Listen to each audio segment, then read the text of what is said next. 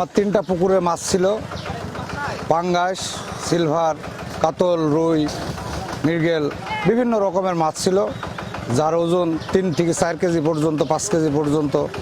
সেখানে আমার 40 থেকে 50 লাখ টাকার মাছ হতো। রাতের অন্ধকারে কে বা কাহারা বিষ প্রয়োগ করে মাছগুলো সকালে উঠে আমরা দেখি যে মারা গেছে।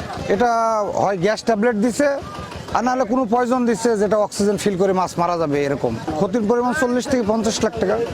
আমার পুকুরে কোনো পোকাও থাকতে পারবে না, যে মেডিসিন ব্যবহার করছে আমার পুকুরে কোনো পোকাও থাকতে পারবে না। সেটা যে মেডিসিনে ব্যবহার করুক সে সবই মারা যাবে। ষড়যন্ত্রই করেছে, নাহলে এভাবে এরকম ক্ষতি করে কেউ?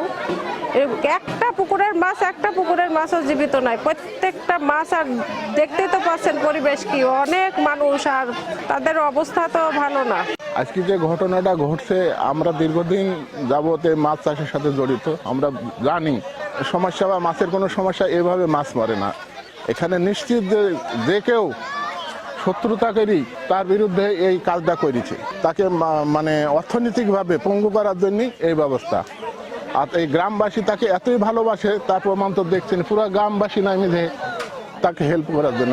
এই জঘন্য কাজটা যেই করুক না কেন, তা মানে শনাক্ত করা এবং তার দৃষ্টান্তমূলক যাতে শাস্তি হয়। এই গ্রামবাসীর অনেকেই আমরা মাছ চাষের সাথে জড়িত, এর আগে এই ধরনের ঘটনা কখনোই ঘটে না, এই প্রথম।